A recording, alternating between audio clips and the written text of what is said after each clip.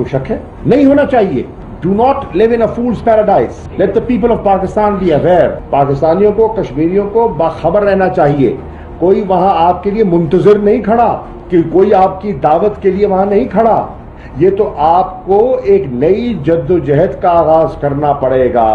चंद दिनों के बाद जनरल बाजवा का मजीद 3 साल के लिए आर्मी चीफ मुकर्रर हो जाना, कुछ और अरसा गुजरना और इमरान खान का एक गैर मुल्की मीडिया ग्रुप को बहुत वाज़ेह अंदाज में कहना कि हम चाहते हैं कि कश्मीर की वजह से दोनों ममालिक में इख्तलाफात ना हो और दोनों ममालिक कभी जंग ना करें, और अगर जंग नहीं करते तो हमें न्यूक्लियर हथियारों की कोई जरूरत नहीं.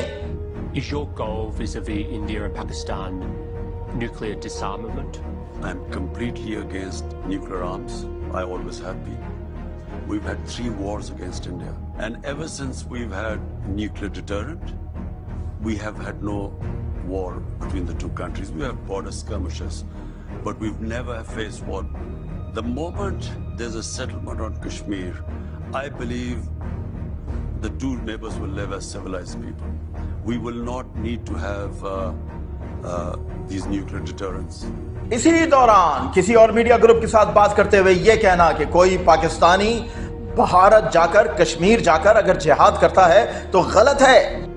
कि अगर कोई भी या पाकिस्तान से जाके हिंदुस्तान में वो समझता कि कश्मीर में वो लड़ेगा या वो जिहाद करेगा, वो सबसे पहले जुल्म करेगा कश्मीरियों से. ए जिहाद से डरने वालों, तुम कहीं रहो, मौत तो तुम्हें आकर रहे. इसी दौरान हाई लेवल मीटिंग्स में बात करते हुए बार बार ये कहना कि हमें ये पॉलिसी बनानी होगी, कभी भी एटमी हमला करने में पहल ना करें. अगर आपकी फौज दुश्मन की फौज के मुकाबले में तादाद में कम हो, दुश्मन जदीद हथियारों से मुज़य्यन हो और उसको ये भी यकीन हो कि हम इसके ऊपर एटमी हमला करने में पहल नहीं करेंगे, तो क्या दुश्मन हमें बख्श देगा?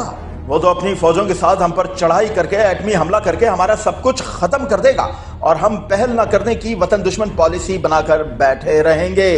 इमरान खान से पहले किसी हुक्मरान ने इस पॉलिसी की ना बात की न कोशिश.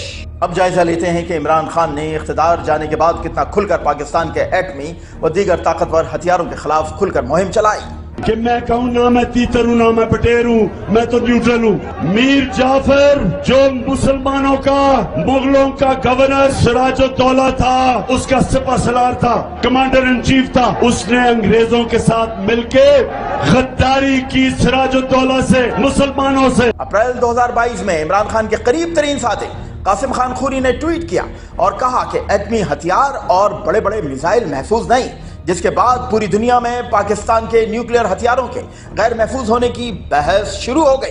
उसके बाद इमरान खान ने बदनामे जमाना डेविड फंटन, जो दुनिया में पाकिस्तान के एटमी हथियारों के बदतरीन मुखालिफ की हैसियत से पहचान रखता है, को अपना अमेरिका में मुशीर खास और PR एजेंट अपॉइंट कर लिया. डेविड फंटन का काम अमेरिकी आला हुकाम से मिलकर उनको इमरान खान की तरफ से ये गारंटी देना कि अगर उन्हें इख्तिदार में वापस लाया जाता है तो वो अमेरिका की मर्जी के मुताबिक न्यूक्लियर हथियारों के मुतालिक फैसला कर सकते हैं. अमेरिका में मुख्तलिफ थिंक टैंक्स, सेनेटर्स, कांग्रेस के अरकान पाकिस्तान के न्यूक्लियर हथियारों के मुखालिफ हैं, इसीलिए वो इमरान खान के हक में आवाज उठाते रहे हैं. इमरान खान जब इख्तिदार में आए तो पाकिस्तान को एटम बम बनाए 19-20 साल हो चुके थे.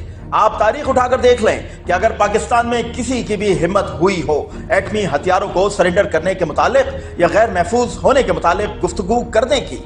हालांकि इस दौरान पाकिस्तान ने अंदरूनी तौर पर एक बहुत बड़ी जंग लड़ी. दहशतगर्दी के खिलाफ हजारों सिक्योरिटी फोर्सेस के अहलकार और आम लोग जान से गए, मगर पिछले 5 साल में 5000 दफा न्यूक्लियर हथियारों के गैर महफूज होने या जरूरत ना होने के बहस न सिर्फ छेड़ दी गई, बल्कि बतौर वजीर आजम इमरान खान ने बयान दिया कि हमें न्यूक्लियर हथियारों की जरूरत नहीं, जिससे इन हथियारों के मुखालिफिन को मजीद शह मिली.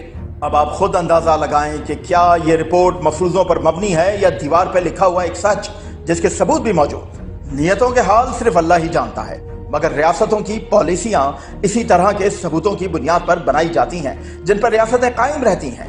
हो सकता है ये सब जो इमरान खान ने किया अब तक वो नाअहली की वजह से हो, ना कि बदनीयती की वजह से. जरा सोचें, इतनी बदतरीन दहशतगर्दी, बदनाम जमाना अरब स्प्रिंग के बावजूद दुश्मन हमारी सरहदों पर जंग सिर्फ इसलिए मुसल्लत न कर सका क्योंकि हमारे न्यूक्लियर हथियार हमारी सबसे बड़ी हिफाजत हैं, जिनकी हिफाजत पाकिस्तान की फौज कर रही है.